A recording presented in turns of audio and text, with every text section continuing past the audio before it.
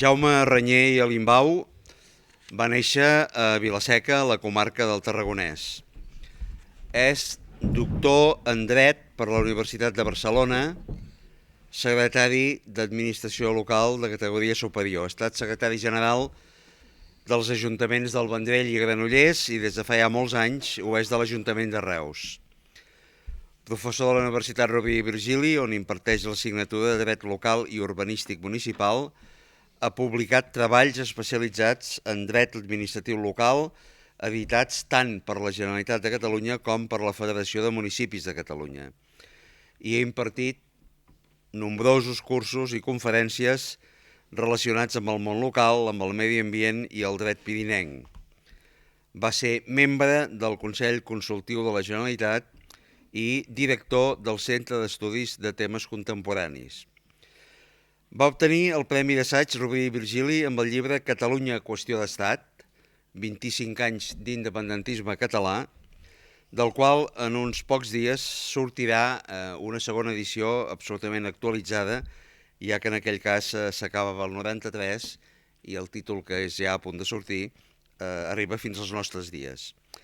Entre altres, és autor de les biografies de Jaume Cornudella, un home del silenci, patriotisme i resistència, de Lluís Gausachs i Ramon, secretari del president Tarradellas, així com d'altres títols, com ara Anticatalanisme i Antisionisme avui, L'Estat contra els pobles, Catalunya, la globalització i el fenomen nacional, L'esquerra de la llibertat, el catalanisme republicà contemporani, l'autodeterminació del poble català, preguntes i respostes, i en col·laboració, Un Estado judío y democrático, aproximación al sistema constitucional de Israel.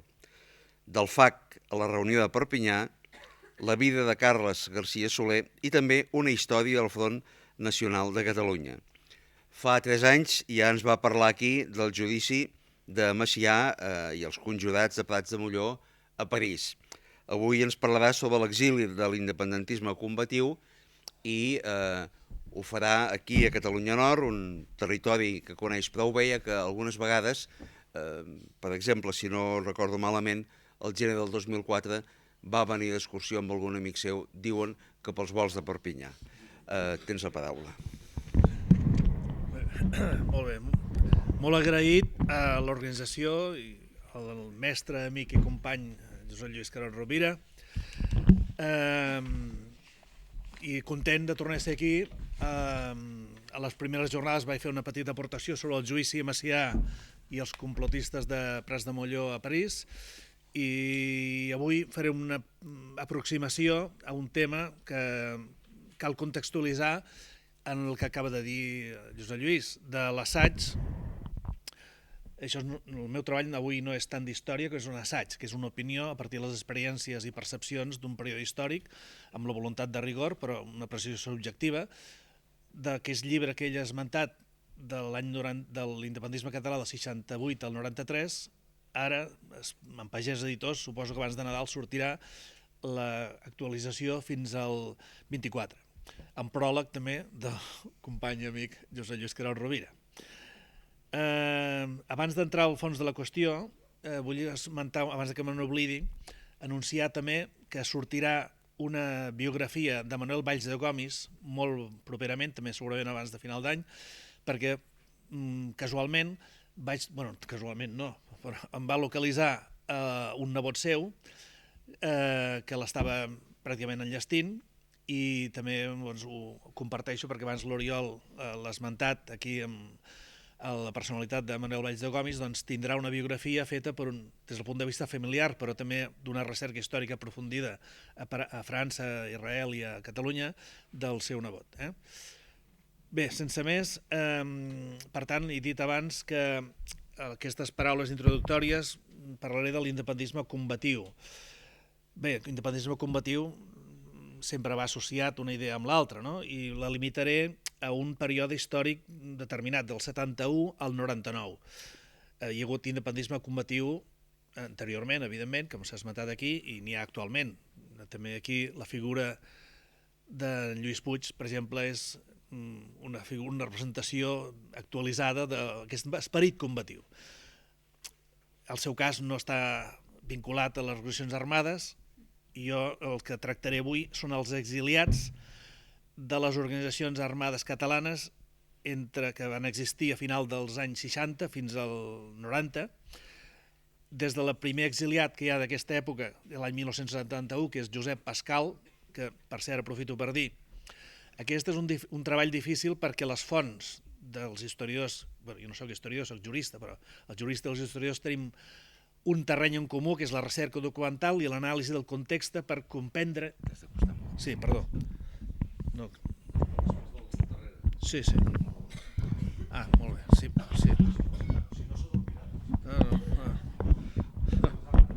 Espera't un moment. Sí? Aquí, bé, perdoneu si no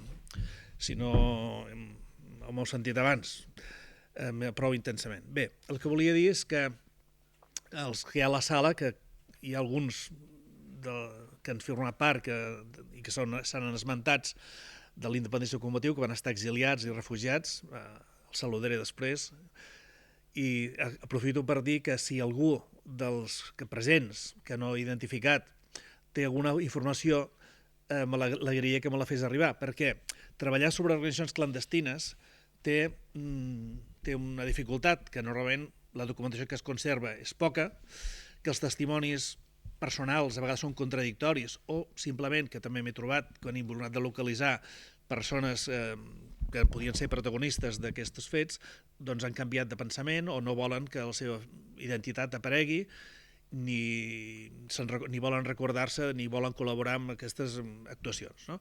Per tant, si algú dels presents, després privadament o públicament, vol fer alguna aportació, li agrairé.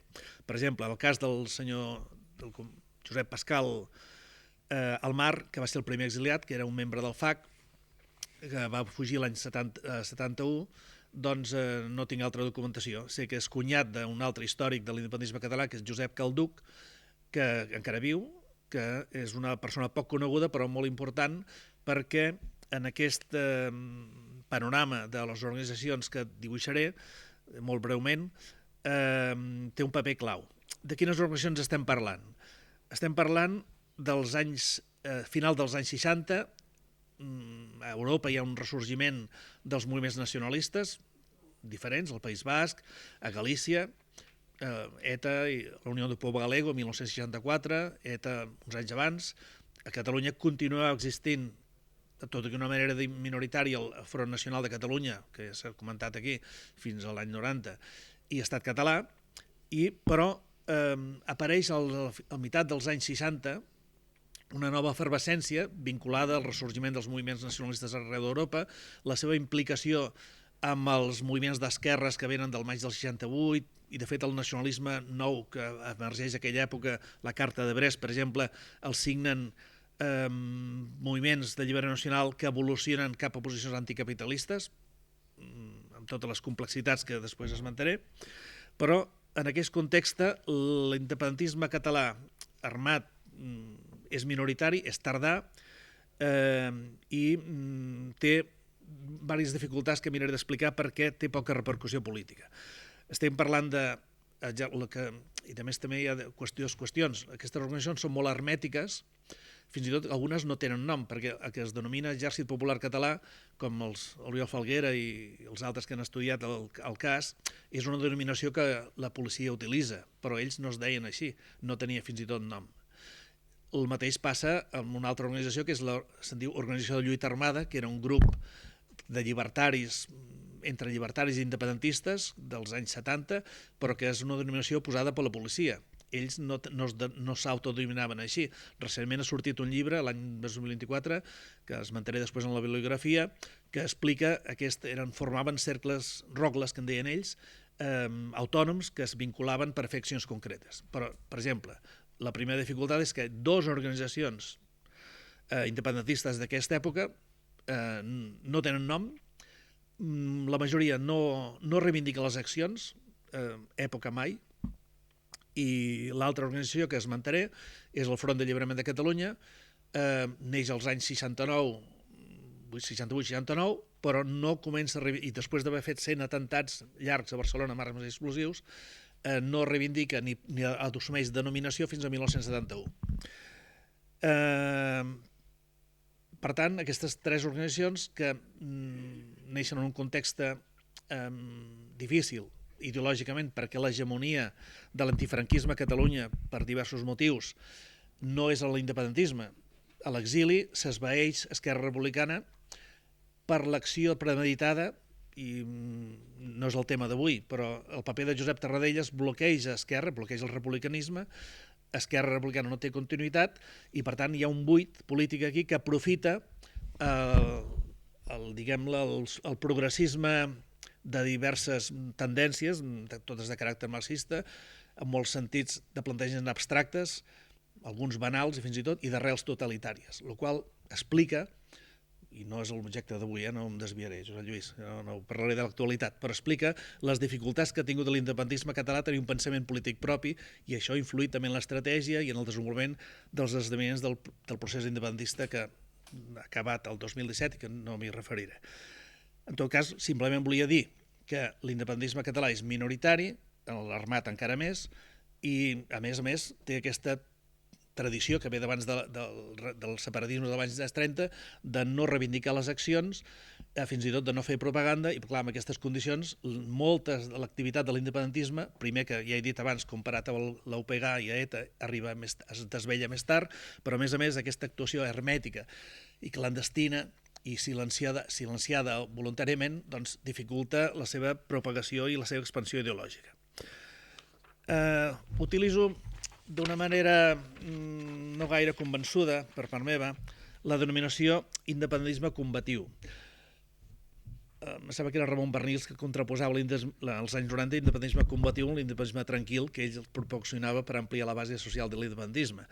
És a dir, l'independentisme combatiu, ja dic, per exemple, el company i amic Lluís Puig és un exemple actual d'aquest tipus d'independentisme, que és una actitud de no claudicació. Ja he dit que és transversal i arriba fins als nostres dies, però me centraré en aquests grups que, diguem-ne, actuen a la lluita armada. Com que són grups petits, el nombre del contingent humà del que estem parlant, dels que s'exilien, dels que formen part d'aquestes organitzacions, és difícil de quantificar, però no són gaires dotzenes, cada una d'aquestes organitzacions. Per exemple, a època es calcula, m'equivoco, Oriol, me corregeixes, en 50 militants actius i uns 200 de suport. Les altres, el FAC va ser uns 100 i pico, d'Olla uns 40 i ja està, perquè després parlaré de Terra Lliure, però ja és en l'etapa del règim constitucional. Per tant, independentisme combatiu no és el mateix que independentisme armat, però en aquest cas tampoc no és el mateix independentisme combatiu que Esquerra Independentista, perquè aquestes organitzacions, algunes, no es definien com d'esquerra, simplement militars, com el cas d'època, o altres, com el Front Nacional de Catalunya, com el Front d'Alliberament de Catalunya, inicialment no adoptaven un plantejament ideològic, simplement nacionalistes, després, al cap dels anys, per influència d'aquest entorn hegemònic ideològic, que arriba fins als debats a l'independentisme dels anys 70, adopten posicionaments marxistes-leninistes, no? D'una manera molt maoisme, amb diverses variants, el qual explica les seves dificultats de penetració social també. Per tant, aquest és el subjecte, els col·lectius que tractarem, i perquè aquestes dates, ho he dit abans, són de l'any 71, el primer exiliat és Josep Pascal, i el darrer d'aquesta generació és Pere Basconte, que torna l'any 99. Terra Lliure s'havia dissolt ja el 91 i un sector per després el 95, però ell és l'últim que es pot dir exiliat d'aquesta generació que retorna a Catalunya legalment quan prescriuen els delictes que l'havien acusat. Estem parlant d'un gruix d'una quarantena de persones, potser més, però ja he dit abans, alguns són els que es van exiliar durant el franquisme. A part d'aquests militants d'aquestes organitzacions, hi ha un gruix de militants del Partit Socialista de Lliure Nacional, sector provisional, que l'any 75 s'exilien per la col·laboració que tenia en aquell moment amb ETA Político-Militar i UPG, i que són el Carles Castellanos, la germana Serra, el seu germà Josep de Calassant Serra, el Jaume Fernández Calvet, i d'altres que no formen part d'una organització armada, però per col·laboració, que ho explicaré després, en les coincidències i divergències a meta de l'independentisme català, també s'exilien, però no, en aquell moment no formaven part era una organització política, no una organització armada. També vull fer notar que aquest exili d'aquests grups armats, per la seva gènesi que explicaré ara, que he dit abans el Josep Calduc i he deixat el fil penjat, quina gènesi tenen? Tenen dos fonts. Un, el Front Nacional de Catalunya, l'antiga secció militar, d'alguna manera, reactiva, amb aquesta organització, la Casa, sense nom d'època, a partir dels final dels anys 60. I compta amb una estructura reactiva i amb personatges com Jaume Cornudella, del qual he fet una biografia que després posaré a disposició dels que vulguin adquirir-la, perquè ja en queda molt, està fora de circulació i qui vulgui interessar-se n'hi portarà alguns exemplars, i Manel Viusà. La gent d'època és una que concebeixen, liderats per Jaume Martínez Vendrell, una regió molt hermètica que fa captació dels militants. No tothom no és que fos fàcil connectar amb aquestes organitzacions independentistes, però no són de captació sinó de cooptació. Busquen qui volen que hi militi. Això fa que un grup de joves que l'any 65, a partir de la trobada que organitzava el Consell Nacional Català a Toluges, les trobades dels Pau i Treva, Batista i Roca, compareix per aquestes comarques i també acompanyat pel Jaume Cornudella, entren en contacte amb un grup de joves excursionistes, aquest esmentat Calduc, el Pascal, etc., que li proposen d'organitzar joves activistes per fer a l'interior accions de propaganda. Aquest grup, vinculat a Estat català, bàsicament, a diferència dels del front, tot i que tenien col·laboració entre ells, evoluciona separadament perquè els d'època, ja he dit que el caràcter hermètic, no voler fer contactes polítics, no captar gent, veuen aquests joves que actuen al marge no els veuen prou madurs per una organització de tipus militar, tot i que tenen un activisme, el FAC, en el llibre que vaig publicar amb Pau Juvillà fa 3 anys, que és la biografia de Carles García Soler, que encara viu entre nosaltres, afortunadament, i que vam poder ampliar tota la seva trajectòria des del FAC a la reunió de Perpinyà, del qual ell va ser un dels protagonistes. Hi ha tot un activisme intens que arriba fins als anys 77, que es dissol el FAC. Aquesta generació, per això, de Jaume Cornudella, de Manel Viusà i tota aquesta infraestructura, no solament a Catalunya Nord, sinó a l'estat francès i Cabra a l'interior, serà un fil de continuïtat amb aquests grups. Evolucionaran separadament, el FAC pel seu costat i època per la seva banda.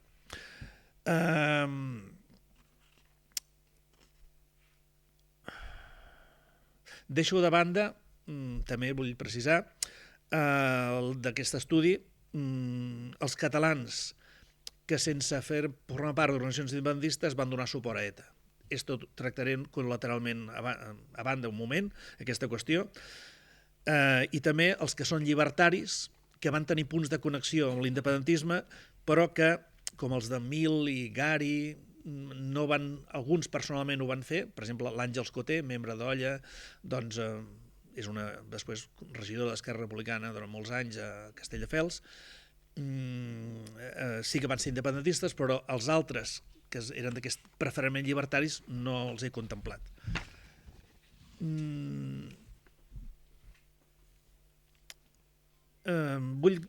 Abans d'aprofundir en altres aspectes, vull dir que quin és el punt comú de tots aquests exiliats.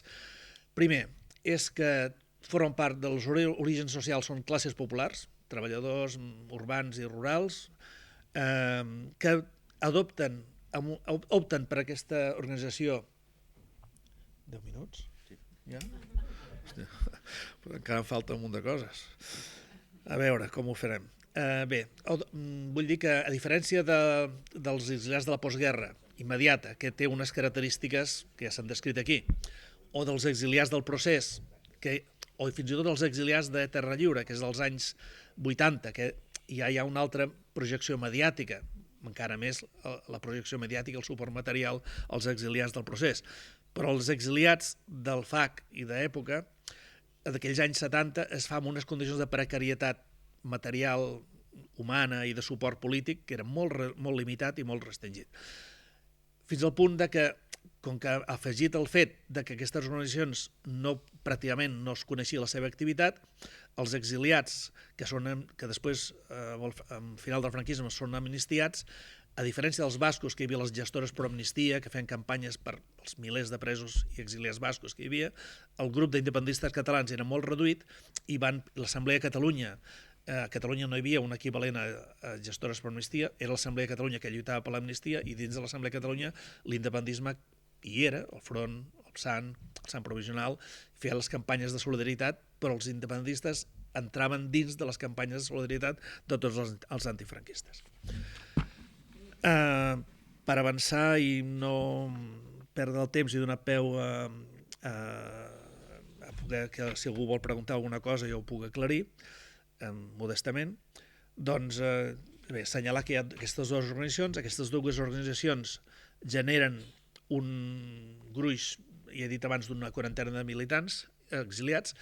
Com que són trajectòries molt dispars, el que he fet és he procurat a l'annexa o les notes, recollir tot el que els que han volgut publicar les seves experiències en forma de llibre, en forma d'entrevistes. Per exemple, Albert Valls va publicar fa anys un llibre de memòries, articles com els de Josep Maria Renyé o el seu germà o d'altres que són, no són llibres però són articles, està documentat, he procurat, o entrevistes a profunditat, he procurat buscar amb la recerca d'ells mateixos què diuen del seu exili i la seva experiència i la seva trajectòria posterior. I he dit abans que n'hi ha que no en volen. El Jordi Vera també, per exemple, m'he oblidat, també va escriure sobre la seva experiència, no volen seguir en aquest cas i no volen compartir les seves experiències. Passaré a dos aspectes, ja que no els puc tocar tots. L'etapa Terra Lliure no la tocaré perquè és més coneguda, hi ha molta més documentació, és molt més a l'abast i, en canvi, faré una petita explicació de dos aspectes. Un, les connexions a Meta i no a l'independentisme català, que crec que és un bon moment avui per clarificar-ho, i de l'altre, els territoris on van anar aquests exiliats. Primer, amb la connexió Meta i l'independisme català té diverses etapes i diversos nivells d'intensitat. He dit abans, el Sant Provisional participa, pacta, fa unes declaracions conjuntes a Meta político-militar, que era l'embrió d'EIA, el Partit de la Revolució Basca, i UPG. Això atrau la repressió perquè un dels pactes era això l'any 75. Comporta l'exili i la sortida de militants bascos per la frontera franco-espanyola a Catalunya, el qual atreu la reacció policial amb un bon nombre de detinguts d'aquesta organització i d'altres. Però aquesta col·laboració, que fins i tot fa l'equip de fronteres del Front Nacional de Catalunya, que dirigia el Robert Surroca, com en un llibre autobiogràfic de les seves experiències ha deixat escrit, aquesta col·laboració fa que després, en una segona etapa, i aquí en la sala ens ho pot explicar un dels que per organitzar l'etapa aquesta de la sala del Cantar de Berga, hi ha una col·laboració d'independistes catalans amb un sector d'ETA, però que no era exactament el sant, sinó que hi participava gent que venia d'aquesta col·laboració dels anys 75, que va continuar funcionant autònomament i que amb una acció que hi participaven independistes catalans, però que no tots eren del sant, alguns sí, com el Jordi Puig, que és independentista conegut, però altres eren de nacionalistes d'esquerra. Per tant, i altres no eren independentistes. Per tant, és un aspecte que Jordi Puig, en una entrevista recent a llibertat.cat, ha deixat clarificat. Després hi van participar 3 independistes catalans, Miquel Cura, Jordi Puig i Robert Ara. Miquel Cura és el menys conegut, era el més gran, aquest home era militant del Sant, era arqueòleg de professió i de vocació, té una llarga trajectòria, els que són de Manresa ho poden acreditar, és el més poc conegut perquè va deixar poc escrit a les seves memòries, Jordi Puig i Robert Tara, que és present a la sala. Aquests, els dos últims que van poder fugir, es van integrar a ETA político-militar, i quan ETA político-militar es va dissoldre es van poder acollir les mesures de reinserció de l'època i retornar a Catalunya. No és el cas del Robert Tara, que no en va tenir prou de la militància aquesta experiència, que després va continuar a Terra Lliure i no va poder tornar a Catalunya fins anys més tard. La tercera punt de connexió, i això és uns moments que l'independisme català, ETA, tenia una influència ideològica i organitzativa present a Catalunya, que al principi va ser de complicitat o col·laboració. Els darrers anys la presència de Catalunya era francament hostil als interessos catalans i provocava cada vegada un distanciament més gran de l'independisme català vers l'acció ETA a Catalunya, que era distorsionadora i contraproduent, com després es pot analitzar i no és l'objecte d'avui per estendre's més en aquesta qüestió. La tercera col·laboració és més aviat puntual. A la presó de Segòvia hi havia catalans exiliats, presos, que fugen amb la famosa escapada de la presó, entre ells Carles García Soler, que és dels pocs quatre que arriben a l'estat francès. D'allí va el grup de bascos dirigents d'ETA a l'illa d'Aie, i la cosa que els bascos no expliquen, perquè ells expliquen sempre les seves batalles, però és Joan Pere Levian, conegut promotor de la Bresola i fill de pare bretó i mare mallorquina, que amb el Carles García Soler organitzen la fuita del que és conjunt de presos bascos a través d'una barca, amb un grup de músics, tota una peripècia. Està documentada en una entrevista que li fa al Joan Pere Levian. 5 minuts i acabo pels llocs de destí de l'exili. El primer lloc és l'exili al propi país, és a dir, a la Catalunya Nord. La Catalunya Nord, ja he dit abans, hi ha una infraestructura que ve de l'exili del 39, que mantenen viva els militants del Front Nacional de Catalunya, del Consell Nacional Català i d'Estat Català, que actuen en aquesta zona. Concretament hi té un paper important el Jaume Cornudella. Jaume Cornudella, pels seus mèrits de guerra, com s'han esmentat abans, havia participat a la resistència francesa, era maçó, tenia una bona connexió amb la prefectura i els serveis d'intel·ligència francès, i la presència d'aquests militants exiliats del FAC i d'època que arribaven a la Catalunya Nord procurava avisar les accions policials repressives, eren preavisades perquè poguessin fer escàpols i evitar aquestes situacions de repressió. Això permet que una solidaritat activa per part de nord-catalans. Hi ha una organització que hauria d'acabar de trobar la documentació, però existeix, que es va dir Socors Català, existeix la documentació als arxius departamentals, que estava presidida per un metge que es deia que eren metges farmacèutics i persones catalanistes vinculades a l'esquerra de la Treballadors, però sobretot a l'acció republicana regionalista catalana, entre ells Joan Jansana, Margarida Escallà, Gilbert Grau. Gilbert Grau acollia a casa seva a Elna, i jo he estat allí perquè sóc amic d'un dels que s'hi va refugiar, que és el Jordi Vera, que després es va casar amb una de les filles del senyor Grau. Tenien al pati posterior de la casa uns habitacles individualitzats per poder dormir i acollir els militants que passaven i transfugaven. Tenien un altre, aquest senyor, el Josep de l'Oncle, que és el conservador de la casa de Perpinyà, tenia un habitacle al barri de Sant Jaume, on hi van passar l'Àngels Coté, en diverses èpoques, el Branguet Ballester, l'Ale Renyer, els que van exiliar-se en aquesta Catalunya Nord. Socors Català després va tenir una altra continuació als anys a l'interior, a partir de l'any 77 fins al 81, a l'interior de Catalunya, dedicat a la solidaritat amb els primers grups d'època detinguts, que eren l'Àlvar Valls, la Montserrat Tarragó, el Josep Lluís Pérez i el Carles Astre. L'altre nucli de xarxa de solidaritat de la Catalunya Nord va ser el monestir de Cuixà.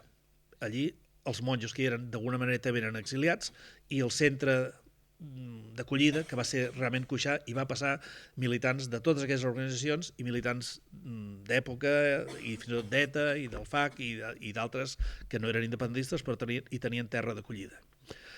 A França estrictament al voltant de París, només tenim la coneixença de l'acollida, que les limitacions de la família Biusà acollia els independentistes que passaven per casa seva de camí cap a Bèlgica. Bèlgica va ser l'altre camí de centre de destí bastant nombrós. Brussel·les va ser als anys 70 un centre d'activitat de l'independentisme basc i de l'independentisme català també.